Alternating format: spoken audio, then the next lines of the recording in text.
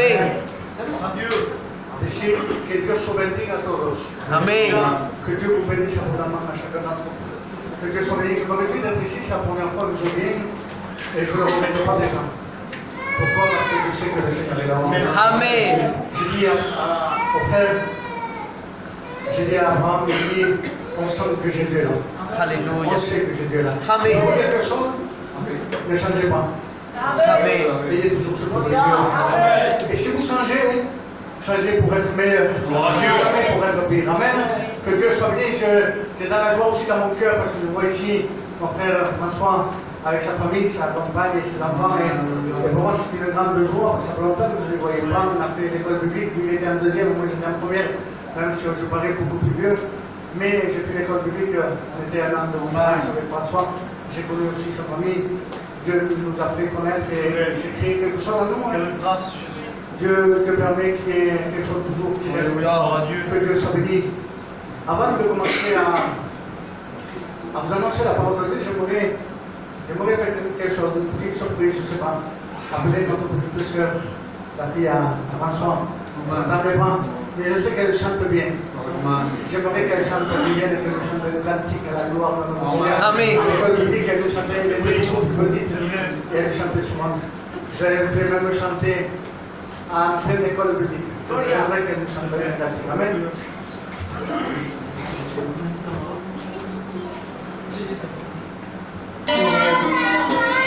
On va la mémoire. Et toi, Seigneur, dans l'envolée,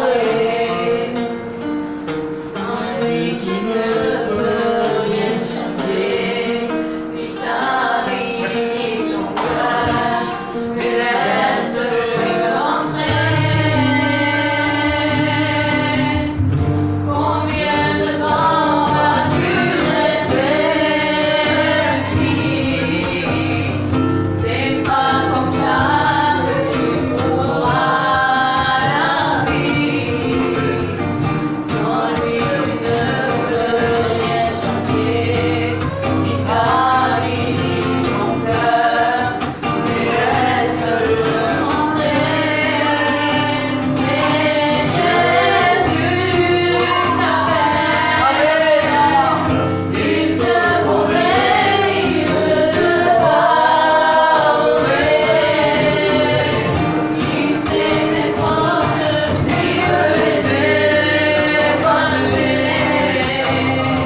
Mais toi tu peux y rester. Mais Jésus t'appelle, il te connaît, il veut te parler. Il sait tes fautes, il veut les effacer. Est-ce que tu peux qu'il vienne t'aider? Combien de temps vas-tu rester assis? Alléluia. C'est pas comme ça que tu trouveras la vie.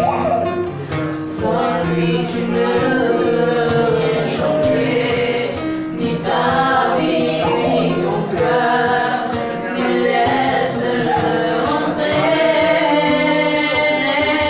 Jésus t'appelle, il te connaît, il veut te parler. Il sait tes fautes, il veut les effacer. Est-ce que tu peux qu'il vienne t'aider? Amen. Alléluia. Tout ce qu'on fait Amen. en qualité, C'est vrai. on peut le faire pour notre Seigneur. Amen. Il n'y a rien qu'on peut faire pour nous-mêmes, c'est pas possible. Amen. Si on le fait pour nous-mêmes, ce serait l'orgueil. Amen. Dieu ne veut pas l'orgueil. Alléluia. Qu'est-ce qu'il veut, c'est l'humilité. Et quand nous sommes humbles devant lui, ce que nous faisons pour lui, Dieu nous bénit. Amen. Nous sommes bénis dans l'humilité, que Dieu soit béni. J'aimerais dire, pour commencer, que c'est vrai qu'on ressent la présence de Dieu. Je sais que le Seigneur est là. C'est pas parce que moi je le dis. Non, des fois je le dis à mon église. Et c'est une vérité. C'est pas parce que je le dis que je le dis là. Dans la gloire. C'est pas parce que moi je le ressens qu'il est là. Non. c'est parce que lui, il a dit. Amen. Jésus a dit, 2 ou 3 réunis à mon nom, je serai au milieu de vous. Et Jésus ne ment pas, il est la vérité. Gloire à Donc, Dieu. même si moi, je le sens ou je ne le ressens pas, Jésus est là. Il y a des fois où des personnes peuvent dire, elle, dans cette église, il n'y a pas Jésus. Parce qu'elle ne ressent plus. Mais si quelqu'un à côté de toi, il ressent le Seigneur, le problème, c'est pas que Jésus n'est pas là, c'est ton problème à toi. Alléluia. C'est ton cœur qui a un problème. Ce n'est pas l'église, c'est ton cœur. Je vais vous dire une petite parenthèse. J'ai un message d'évangélisation, mais j'ai une parenthèse pour les chrétiens. Gloire à Dieu. Venons avec un cœur disposé à recevoir. Alléluia. Venons ici parce que Dieu a quelque chose pour nous. Ne venons pas ici avec un cœur fermé, un cœur endurci. Non, ça sert à rien. On va ressortir comme on est rentré. Dieu veut te bénir. Amen. Mais pour que Dieu te bénisse, il faut que tu aies un cœur disposé. Amen. C'est normal. Regardez, une fois j'avais dit, et c'est une vérité, des fois on demande à Dieu, Seigneur, donne-moi. Mais dans nos mains, nous avons une certaine chose. Dans nos mains, on a des choses, et Dieu te dit, oui, je veux te donner, mais lâche ce que tu as dans la main. Lâche-le. Amen. Et toi tu dis non, et Dieu te dira, non, tu ne peux pas le prendre. Amen. Tant que tu l'auras dans ta main, si tu ne lâches pas, tu ne peux pas prendre. Il y en a beaucoup qui demandent à Dieu, mais ne veulent pas lâcher. Lâche ce que Dieu te demande de lâcher. Prends ce que Dieu te demande. Amen. C'est ça le plus important. Il n'y a pas plus important que ce que Dieu peut nous donner. Parce que Dieu est un Père qui s'est donné à ses enfants. Et j'aimerais te dire que ce soir, Dieu a préparé quelque chose pour toi. Alléluia. Même toi qui connais le Seigneur depuis longtemps, même toi qui es peut-être baptisé depuis longtemps, Dieu a quelque chose pour toi ce soir. Amen. Il a tout préparé, que Dieu soit béni, que Dieu soit glorifié. Amen. Amen. Amen. Est-ce que tu sais que ton cœur est comme un détecteur de métaux? Mais pas un métaux ordinaire, non. Ton cœur est comme un détecteur de métaux précieux. Ça veut dire que, vous savez, vous connaissez ces machines-là. Ces machines qu'ils utilisent souvent au bord des plages pour chercher de l'or. Et ça fait un drôle de bruit. Ça fait un bip, bip, bip. Et quand ils trouvent quelque chose de précieux, ce bip, et continue, il fait bip, ça continue. Laisse-moi te dire que ton cœur est comme ça. Amen. Et j'aimerais, avant de rentrer dans le message, j'aimerais te raconter une petite histoire. Une histoire, c'est une histoire simplement. C'était quelqu'un qui était très pauvre. Tellement pauvre qu'il n'avait plus rien à manger. Tellement pauvre qu'il vivait dans une baraque. Il n'avait rien. Il était en train de périr. Personne ne faisait attention à lui. C'est normal, il était pauvre, il n'avait plus rien. Il avait tout perdu. Il n'avait plus rien. Et un jour, il se lève, il sort dehors devant sa maison, il trouve un détecteur de métaux.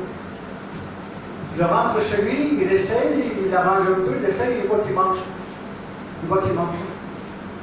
Et lui il se dit, mais qu'est-ce que ça me coûte? Parce qu'il avait entendu parler, certains gens de son village, qu'à une telle colline, il y avait des ruines. Et dans ces ruines, quelqu'un avait caché un grand trésor. Un grand trésor. Et lui il se dit, mais ça me coûte quoi d'essayer? Personne n'a trouvé. Pourquoi je ne vais pas essayer? De toute façon, j'ai ça.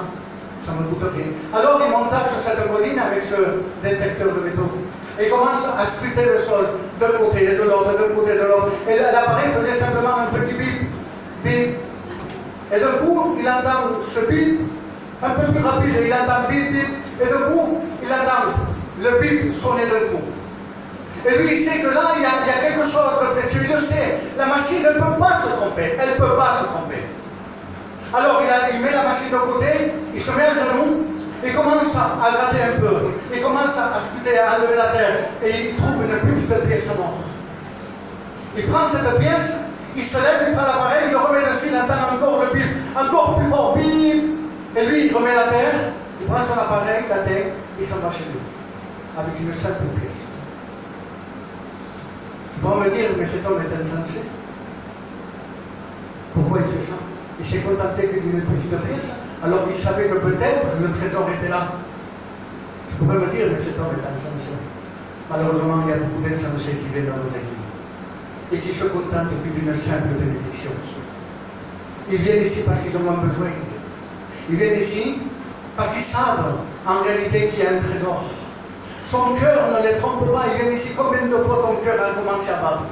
Au moment de la prédication, au moment de l'appel, combien de fois le Seigneur t'a interpellé et ton cœur a commencé à battre, et tu savais qu'ici il y avait quelque chose de précieux. C'était le Seigneur Jésus, le trésor des trésors. Et tu t'es contenté que le simple bénédiction t'est reparti, mais sans Jésus, t'es reparti juste avec une bénédiction.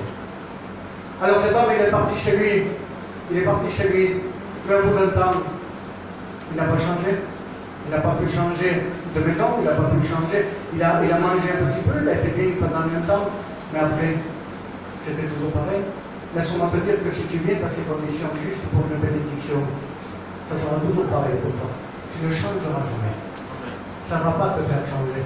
Tu resteras toujours dans la même misère de le péché. Mais je n'aime pas les histoires qui finissent mal. Alors cet homme avait pensé, il avait dit, mais je suis insensé, qu'est-ce que je m'aurais écouté d'aller là-bas? Alors il va retourner, parce qu'il connaissait maintenant le lieu. Il va prendre de nouveau sa machine, il va aller là-bas, il va tomber sur le vrai trésor. Et là, il va commencer à lever la terre, il va commencer à creuser, et là, il va trouver le vrai trésor, un grand trésor. Mais laisse-moi te dire quelque chose. La vie de cet homme n'a pas été la même. Il a eu une nouvelle maison, il a eu de nouveaux amis. Sa vie n'était plus la même. Celui qui rencontre le Christ n'est plus le même. Amen. Celui qui rencontre le vrai trésor, c'est pas possible qu'il reste. Amen. Il change. Nos vêtements changent. On ne s'habille plus n'importe comment. On est digne. On s'habille dignement. On n'habite plus dans la même maison spirituelle. Si avant dans notre maison il y avait du désordre, aujourd'hui il y a l'ordre de Dieu. Amen. Si avant dans notre maison il y avait beaucoup de paroles qui étaient vulgaires, aujourd'hui on ne trouve plus ces paroles. Aujourd'hui on a changé même notre langage, on a changé notre style de vie. Parce que Jésus a tout changé dans notre vie. Alléluia. Il est le seul qui peut tout changer. Il n'y a personne qui ne trouvera jamais personne qui peut changer ce que le Seigneur peut changer. Que Dieu soit béni. Et c'est ça le vrai. Le vrai c'est ça. Et c'est le message de ce soir. Le message de ce soir, ça va s'adresser aussi à ceux qui ne connaissent pas le Seigneur. Merci Jésus. Bien sûr. Mais aussi à nous qui connaissons le Seigneur. C'est l'évangélisation, mais qui n'a jamais de problème? Qui n'a pas de problème? Qui ne passe pas par des difficultés, des problèmes? Moi, ce que j'aimerais te dire, c'est que dans la Bible, il est marqué que tout est possible à Dieu. Amen. Est-ce que tu le crois? Amen. Amen. La Bible dit que tout est possible à Dieu. Et quand nous disons que tout est possible à Dieu, il y a quelque chose d'important à retenir. Ça veut dire clairement que Dieu a la possibilité de tout changer. Ça veut dire clairement cela, que Dieu a la possibilité de tout changer. A la possibilité de changer quoi? Dieu a la possibilité de changer ton mal en bien. C'est ce que le verset veut dire.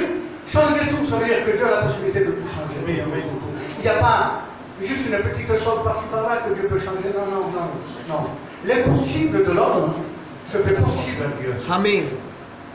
Alors quand tu demandes quelque chose à Dieu, demande quelque chose d'impossible pour toi. Et tu verras la main de Dieu s'accomplir. Tu verras ce verset s'accomplir dans ta vie. Amen. Tout ce qui est impossible à l'homme est possible à Dieu. Et j'aimerais lire ce passage. Parce qu'on ne peut pas prêcher sans la parole de Dieu. Moi je ne peux pas. S'il y en a qui prêchent, qui ne lisent pas la Bible, je ne sais pas. Mais moi il faut que je lise la Bible. La vraie parole elle sort de là. Ça, c'est un pain. Amen. Alléluia. La parole de Dieu, j'aimerais dire que la parole de Dieu, elle est un pain pour celui qui a faim. Amen. Amen. La parole de Dieu, elle est une source d'eau vive pour celui qui a soif. La parole de Dieu, elle va aller plus loin encore. La parole de Dieu, elle est lumière pour ceux qui habitent dans les ténèbres. La parole de Dieu, elle est quoi encore? La parole de Dieu, elle est une semence pour un terrain qui est labouré. La parole de Dieu, elle est quoi? La parole de Dieu, elle est une épée, nous dit la Bible. Mais pour celui qui veut combattre à côté de notre roi, la parole de Dieu, elle est quoi? La parole de Dieu, elle est vie, parole de vie pour ceux qui n'ont pas la vie en eux. Sans la parole de Dieu, on ne peut rien faire. C'est elle qui doit primer surtout. La parole de Dieu, vous savez ce que c'est? Jean 1, l'évangile de Jean, au chapitre 1er, verset 14. La parole est de chair. La parole de Dieu, c'est Jésus-Christ. Enlevez Jésus de là. La Bible n'a aucune substance. Elle n'a aucune substance. C'est comme si vous enlevez le pain sur de la table. On peut, pour ceux qui aiment bien le pain, bien sûr. Moi, si je mange du pain, je préfère manger du pain tout seul que de la viande. J'aime le pain, c'est vrai. Vous savez que des fois, on rentre, surtout nous les hommes, on rentre dans la maison, et des fois, on rentre travailler, la table elle est prête. Et on regarde la femme et dit, dis pas qu'est-ce que tu as fait manger, non? Tu as acheté le pain? Si par malheur, la femme me dit, oui, j'ai oublié, on court, on s'en va le courant, on prend la voiture, on s'en va, même si on fait 3-4 km, c'est pas grave, on s'en va à la boulangerie, on achète le pain. Parce que c'est ça qui est important. Et la parole de Dieu, c'est ça. Si on enlève Jésus, le pain de Dieu, elle n'a aucune substance. On peut faire Jésus tout seul, que pas toute la parole sans Jésus. Donc Jésus est la parole de Dieu. Nous disons ce passage dans Marc, au chapitre 10, verset 27, écrit ainsi, 10, 27. Jésus les regarda et dit, cela est impossible aux hommes, mais non à Dieu, car tout est possible à Dieu. Amen. Amen. Jésus les regarda. Laisse-moi te dire quelque chose pour commencer ce verset. Jésus, le regard de Jésus posé sur toi. Jésus te regarde, Jésus te connaît, Jésus sait comment tu es, Jésus sait comment tu vis, Jésus connaît ton problème, Jésus sait quand tu te lèves, quand tu te couches, Jésus sait ce que tu penses, ce que tu as dans ton cœur, Jésus connaît toutes les choses, Jésus les regarde, Jésus te regarde, mais il ne regarde pas seulement nous, c'est ça le plus grand. Jésus ne te regarde pas simplement, Jésus maintenant te dit, tout est possible à Dieu. Amen. Tout est possible à Dieu. C'est ça qu'il faut que tu prennes par la foi. Ce soir, Dieu veut te parler, il veut te dire que tout est possible à Dieu, que Dieu soit béni. François, tu me présentes devant le Seigneur de nous. Alléluia. Seigneur, notre Dieu, notre Père, Amen. c'est devant toi que nous sommes. Et ce soir, Seigneur, nous sommes devant la réalité, Alléluia. devant la vérité de ta parole, Seigneur. Alléluia. Elle est miroir, Seigneur, pour nos vies, nos cœurs. Amen. Seigneur, elle est lumière, Seigneur mon Dieu Père, pour celui qui croit. Seigneur, je crois ce soir, Seigneur, que tu vas te servir de mon frère pour éclairer les cœurs. Parle, Jésus. Amen. Donne, Seigneur, cette soif. Donne, Sauveur, ce manque, Jésus, dans le cœur. Seigneur, à te connaître, à toi seul. Père, maintenant que l'Esprit de Dieu visite les cœurs, Amen. que le Saint-Esprit fasse son œuvre au milieu de nous. Alléluia.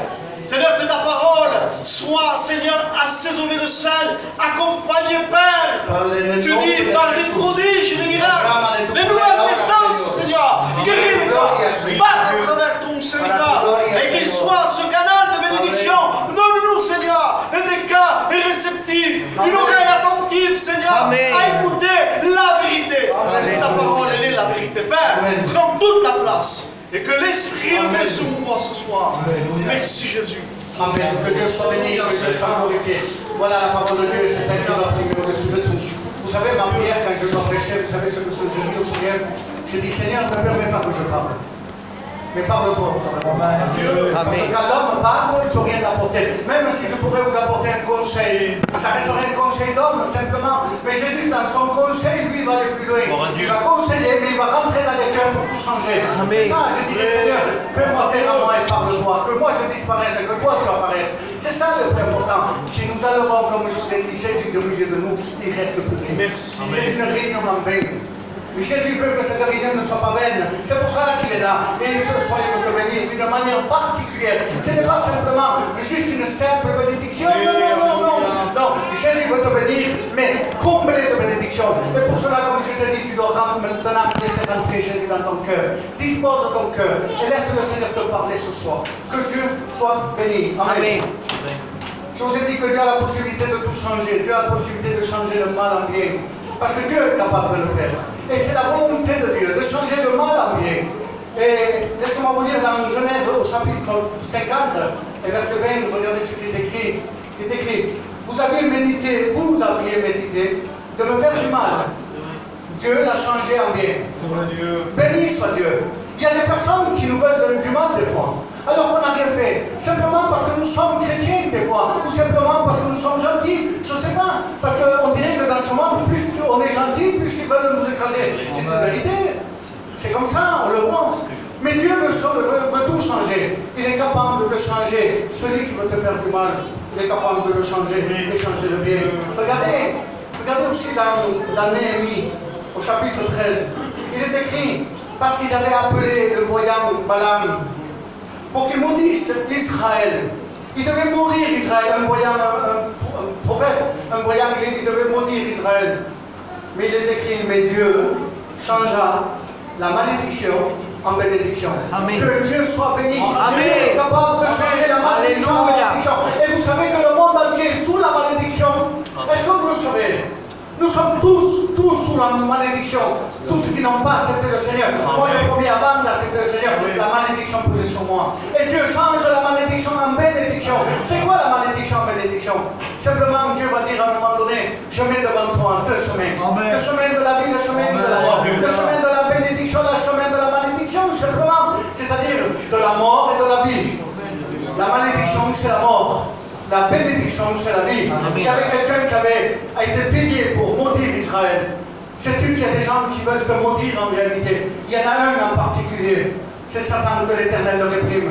Il est là pour maudire, lui. Il est là pour te faire du mal. Mais Jésus, lui, veut changer tout. Il veut changer cette malédiction en bénédiction. Bénédiction, ça veut dire faire du bien. C'est-à-dire parler bien de toi.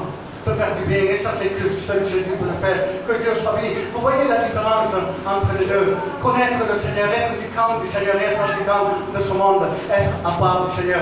Quand nous sommes hors du Seigneur, on peut avoir beaucoup de mal. Amen. On peut être maudit. Mais avec Dieu tout change. Avec Jésus tout change.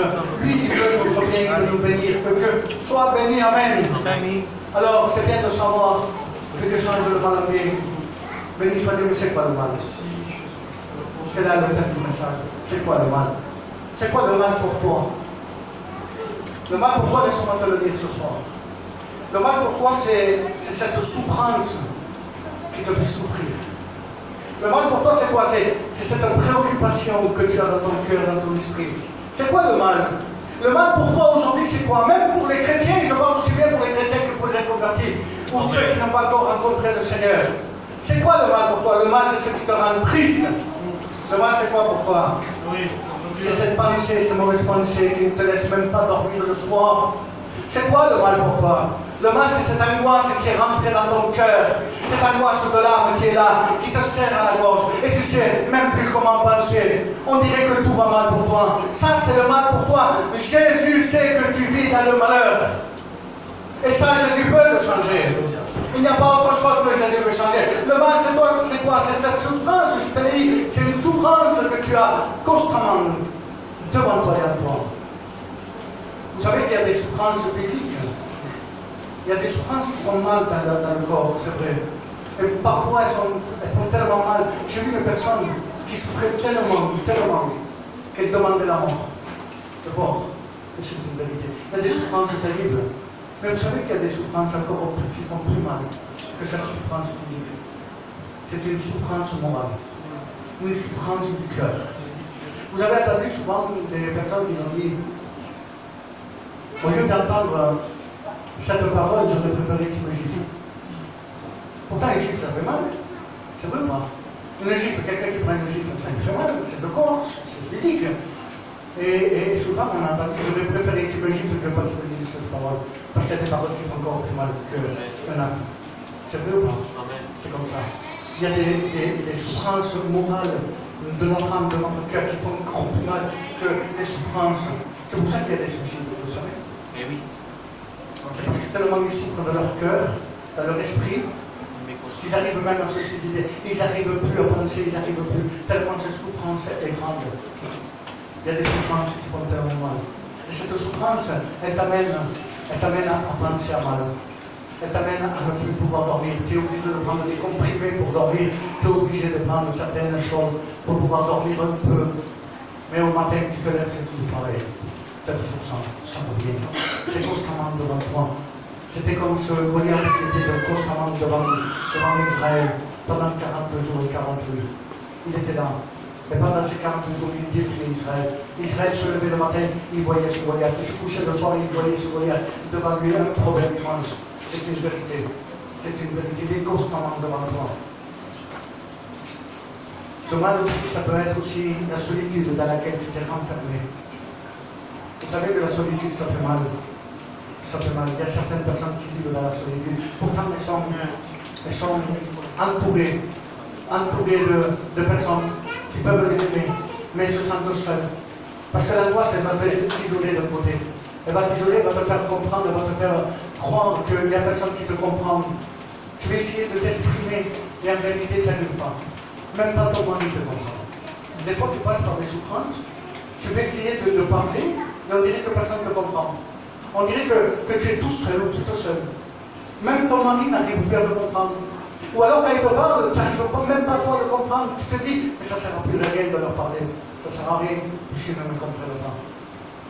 Laisse-moi te dire quelque chose. Si ton mari ne te comprend pas, si ta femme ne te comprend pas, si tes enfants ou ta famille ou tes amis ne te comprennent pas, laisse-moi te dire quelque chose d'important. Il y a quelqu'un qui te comprend. Amen.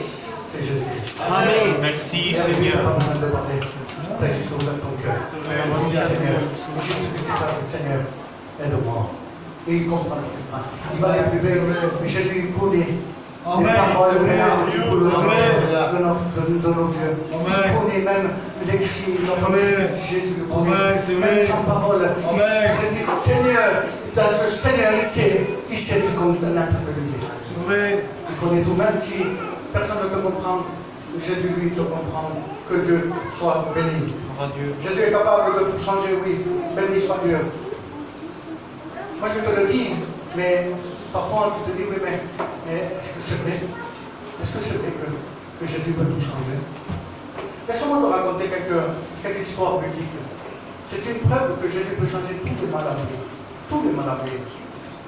Dans Matthieu, regardez, dans Matthieu, chapitre 8, il est dit qu'il y avait un lépreux. Un lépreux, c'est quelqu'un qui avait une lèpre, c'était incurable, il ne pouvait pas être guéri. C'était incurable à cette époque, la lèpre. Alors, qu'est-ce qu'il va faire? Il va s'approcher de Jésus, il va lui dire, Seigneur, si tu le veux, si toi tu le veux, tu peux me rendre pur. Il avait mal, il avait sa lèpre. Et aujourd'hui, la lèpre est comparée au péché. Combien de pécheurs il y a au milieu de nous? Amen. Sans vouloir accuser personne, j'étais le premier des pécheurs. Et parce que Christ m'a pardonné, maintenant je suis saint devant lui, parce que Christ a ôté mon péché.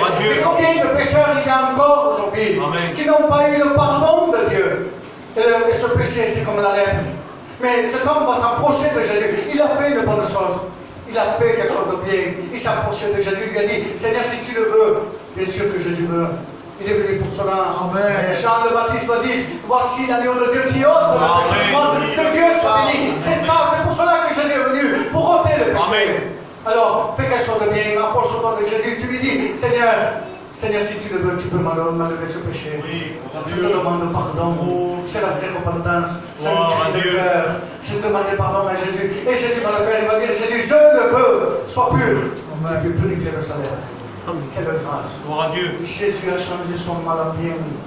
Vous vous rendez compte le mal qu'il avait? Il ne pouvait plus s'approcher de sa famille. Il était lépreux. Il ne pouvait même pas s'approcher de personne. Il était lépreux. Il était contagieux. Et combien de personnes aujourd'hui nous voyons ainsi? Même ils sont rejetés de leur propre famille parce que ce sont des drogués. Et cette drogue a touché aujourd'hui la moitié, si c'est peut-être plus, du peuple gitan. C'est un fléau tellement grand. Et aujourd'hui, nous voyons des personnes qui sont rejetées. Que Dieu m'excuse pour ces paroles, ce sont des épaves en réalité. Et ils se sentent rejetés de tout parce qu'ils sont drogués. Et les gens, ils ont peur qu'ils contaminent leurs propres enfants. C'est normal. C'est normal. Mais si cet homme qui est drogué, celui qui vit dans le péché, s'approche de Jésus. Il lui dit, Seigneur, pardonne-moi. Jésus ôte ce péché. Jésus lui fait de lui quelqu'un de digne. Et sa famille après, il doit changer. Et c'est là où il renoue avec la propre famille. Que Dieu soit béni. Voilà le mal en bien. Jésus change ce mal. Un drogué, Jésus en fait un serviteur de Dieu. Alléluia. On l'a vu. Jésus a tout changé pour cet homme. Et là, il a fait pour ce lépreux. Regardez dans Jean 5. Il y avait un autre homme, il était paralytique, il ne pouvait pas marcher. Merci, il ne pouvait pas marcher. Et Jésus va venir le voir. Il va lui dire à cet homme, lève-toi, prends ton lit et marche. Seigneur, combien il est important de laisser Jésus agir. Seigneur va dire à cet homme, lève-toi, prends ton lit et marche. Cet homme avait un mal, il ne pouvait plus marcher. Jésus connaissait son mal. Il le connaissait. Il va dire, prends ton lit, lève-toi et marche. Il a prié, il s'est levé, il a marché, il a pris son lit et parti. Que Dieu soit béni. Jésus a changé son maladie. Il y a des centaines d'histoires. Une femme qui était malade depuis 12 ans, elle s'approche de Jésus. Elle va dire, si seulement je pouvais toucher le bord du vêtement de Jésus, je serais guéri. Quelle foi, Seigneur. Permets que Dieu fasse que ce soit Dieu. Amen. Cette foi de cette femme. Elle ne connaissait pas Jésus. Elle ne savait pas, elle avait entendu parler de Jésus.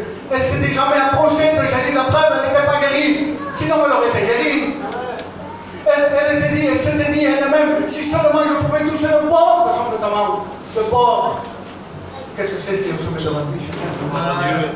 Le bord de son vêtement, c'était derrière. Si seulement. Est-ce que tu sais si on se met devant le Seigneur, et on se dit, Seigneur, viens de moi. Cette femme de tourner ses mains. Elle a entendu parler, tu es par elle, tu l'as connais par le Seigneur. Amen. Connaître le Seigneur, ce n'est pas venir ici. C'est vrai. Connaître le Seigneur, ce n'est pas connaître les evangéliques. Connaître le Seigneur, ce n'est pas connaître les pasteurs. Connaître le Seigneur, ce n'est pas juste connaître même certains ministères, c'est pas ça. Connaître le Seigneur, c'est une rencontre avec lui. Amen. Amen. Connaître le Seigneur, c'est laisser le Seigneur agir dans notre vie. Ouvrir le cœur à Dieu. C'est ça connaître. Amen. Sans sang, tu ne pourras pas connaître le Seigneur. La dernière fois, je disais à l'église de Marseille, je disais, il y en a qui connaissent les cantiques. C'est vrai. Il y en a qui connaissent les réunions, ils viennent aux réunions, c'est vrai. Il y en a qui connaissent même les serviteurs de Dieu, c'est vrai. Je dis, mais est-ce que tu connais celui qui inspire les cantiques, le Saint-Esprit? C'est pas pareil. Est-ce que tu connais celui qui est au milieu des réunions? Tu connais les réunions, mais est-ce que tu connais celui qui est au milieu de nous? C'est pas pareil. C'est pas pareil connaître une réunion avec celui qui est là au milieu. C'est pas pareil. Est-ce que tu connais les serviteurs, béni soit Dieu? Mais est-ce que tu connais celui qui envoie les serviteurs? C'est pas pareil. Connaître l'Église, c'est tout connaître. Amen. Ça ne sert à rien de connaître un ministère, connaître un pasteur, connaître un cantique, et si tu ne connais pas le Seigneur, ça ne sert à rien. On peut connaître le cantique et rester dans la tête quand Jésus viendra. Amen. Amen. On peut connaître le serviteur de Dieu. Et quand Jésus viendra, le serviteur partira et d'autres rester. C'est vrai ou pas? Amen. Si on accepte le Seigneur, on part avec lui. Gloire à Dieu. Mais on part avec Jésus. C'est ça le plus grand. Que Dieu soit béni, que Dieu soit béni, que Dieu soit glorifié. Alors, vous voyez que cette femme, elle avait la foi. Elle avait la foi. Elle s'était dit, si seulement je pouvais, elle touche le bord du vêtement de Jésus. Elle est guérie instantanément. Elle guérit. Non seulement elle est guérie, mais Jésus va lui dire, ta foi t'a sauvé. Amen. Elle a reçu la guérison et le salut. C'est vrai. Aujourd'hui, elle a des besoins. C'est vrai qu'il y a des besoins. Mais le plus grand, c'est quoi? C'est quoi le plus grand? Le plus grand, c'est d'être sauvé. Amen. Parce que Seigneur, s'il me bénit aujourd'hui à moi, et je parle dans le monde, je suis perdu. À quoi ça me sert? Je préfère être sauvé, être malade. Je vous le dis en vérité. Moi, j'ai une maladie. J'ai une myopathie, une tête de muscles. J'ai une tête de muscles. Et je peux vous dire quelque chose. Ma famille, quand on a décelé cela, le docteur, ça fait 7 ans en arrière. Le docteur m'a dit, tu dois, normalement, dans 3 ans, tu seras dans un fauteuil roulant. Dans 3 ans, tu seras dans un fauteuil roulant. Ma famille, qui ne connaît pas le Seigneur, ils avaient de la peine pour moi. Et vous savez ce que j'ai dit? Dieu m'en est témoin, je pesais mes paroles. Je disais, ne soyez pas en peine pour moi. Je préfère être dans le fauteuil roulant, être avec Jésus, parler toutes mes jambes, marcher dans son monde, être dans le Seigneur. Mon espérance en moi, elle n'est pas dans la terre, elle est dans le ciel. Amen. C'est ça ce que j'attends. Je sais que Jésus revient, il a dit le frère, nous l'attendons, il va venir bientôt. On ne sait pas quand, on ne donne pas de date. Mais laissez-moi vous dire qu'il revient très vite. Et je veux partir. Amen. Qu'importe la guérison. Si Dieu veut me bénir, il me bénit, béni soit Dieu. Mais s'il ne veut pas, tant pis, je reste là, je suis. Gloire à Dieu. Ça fait 3 ans, hein. Ça fait 7 ans. On m'avait dit 3 ans. Je suis encore debout. J'ai dit au Seigneur, Seigneur, quand tu me lâches, je tombe. Si pas tu me lâches, je tombe, Seigneur. J'ai des difficultés à marcher, c'est pas grave. Seigneur, c'est pourquoi. Parce que des fois, le vrai témoignage, c'est pas une guérison. C'est vrai. La guérison, c'est un miracle. Amen. Le témoignage, c'est celui qui est malade, qui reste avec Dieu. C'est ça le plus grand témoignage. Mais la gloire reviendra toujours avec nous. Amen. Que Dieu soit béni, que Dieu soit glorifié. Alors vous voyez, il y a des centaines d'histoires qui parlent que Jésus a béni, il a changé le mal en bien, il a fait béni soit Dieu. Mais vous allez me dire, oui, mais ça c'était quand Jésus marchait sur terre, quand il était là, quand il était présent. C'est normal, il était le Fils de Dieu, mais maintenant, le frère l'a dit, Jésus ne change pas. Amen. Il est le même hier, aujourd'hui, éternellement. Il ne change pas. J'étais témoin, je vous le dis, j'étais témoin de miracle. Que Dieu soit béni. Et c'est ça que j'aimerais vous raconter ce soir. Quelques miracles que j'ai vus. Je le dis parce que je les ai vus. Ce n'est pas pour me mettre en valeur que Dieu m'est témoin. N'importe quel serviteur fait mieux qu'encore que moi. Abraham, François, je suis sûr qu'ils ont leur propre expérience. Ils ont vu leur propre miracle. Ils ont prié. Et Dieu a agi. C'est pas parce que c'est nous, les serviteurs. Oui, c'est vrai. C'est vrai. Mais j'ai vu des miracles. Regardez, une fois, je suis à la prière à devant passer la vente. Et j'ai mon neveu, le fils à mon cousin patron. Sa femme, dépressive, angoissée. Une angoisse, j'ai jamais vu ça. tellement angoissée, dépressive, qu'elle avait des idées de suicide. Elle habitait au 5e étage. Elle habite toujours au 5e étage. Elle avait des idées de suicide. Elle se disait, à quoi bon vivre si je ne peux pas m'occuper de mon mari et de mon enfant? À quoi bon vivre? Elle nous l'avait dit après coup, ça. Et on voulait aller la voir un jour, 2 jours, on ne pouvait pas, il y avait des empêchements, on ne pouvait pas. Et mon cousin, mon neveu, un jour il m'appelle, j'avais là lui, je dis, tu veux que j'aille chez toi? Il dit, non, serait bien, mais ma femme elle est fatiguée, et elle n'est pas bien. Je ne savais rien, le dire mon vivant. Et je pris avec moi son frère à lui, sa belle-sœur, moi et ma femme, on est allés là-bas. On est monté, et là-bas quand on est allé, j'étais surpris de la voir. Ça faisait peut-être un mois ou 2, au mois de mai, que je ne la voyais pas. Quand je l'ai vue, je suis rentré dans le salon, je me suis dit, Seigneur, qu'est-ce que je lui dis maintenant? Je l'ai vue tellement mal. Elle avait le visage défiguré de la souffrance qu'elle passait. Elle était défigurée de l'angoisse qu'elle avait. On le voyait sur elle qu'elle était angoissée. Je n'ai jamais vu une angoisse aussi grande. Je me suis assis, elle a commencé à me parler. J'ai dit, qu'est-ce qui t'arrive? Elle a commencé à me parler. En train de pleurer, elle me disait, j'en ai marre, j'en peux plus. Et je la laissais parler, j'ai du mari de telle chose, j'en peux plus, je ne suis pas bien, j'arrive plus à respirer, j'arrive plus à m'occuper, je ne suis pas bien. Et elle commence à pleurer, elle n'était pas bien, je voyais qu'elle n'était pas bien. Alors j'ai dit, quand elle a fini de parler, je lui ai dit, simplement, j'ai dit, Andina, elle s'appelle Andina, tu veux que je mette Dieu à l'épreuve pour toi? Dieu m'en est témoin. Je l'ai dit comme ça me plaît comme ça. Cette parole, elle a percuté son cœur.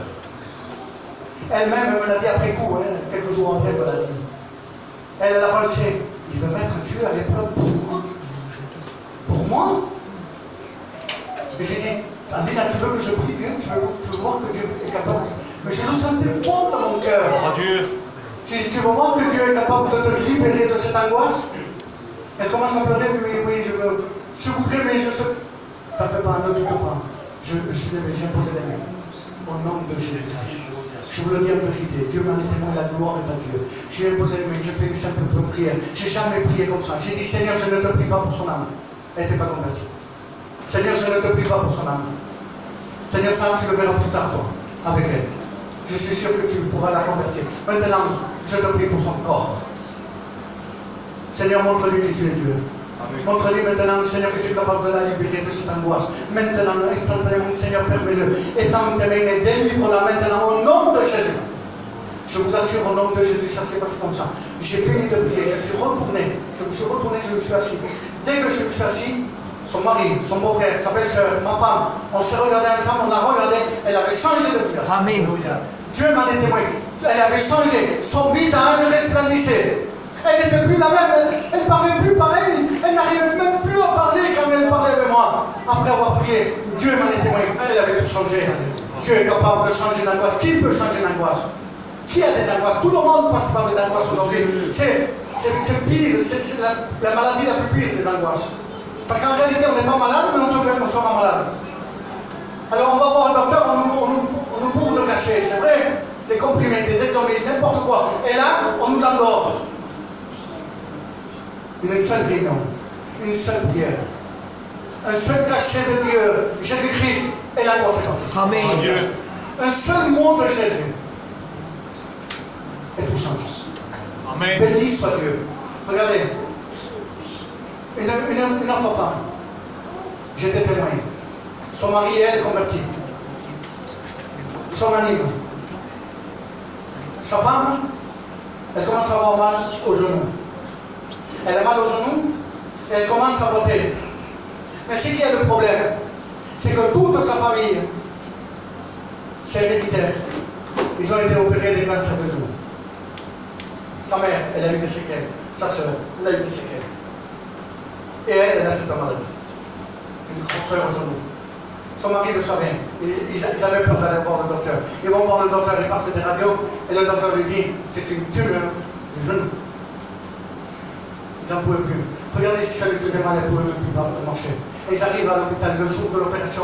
C'était la veille de l'opération, le lendemain, on devait l'opérer.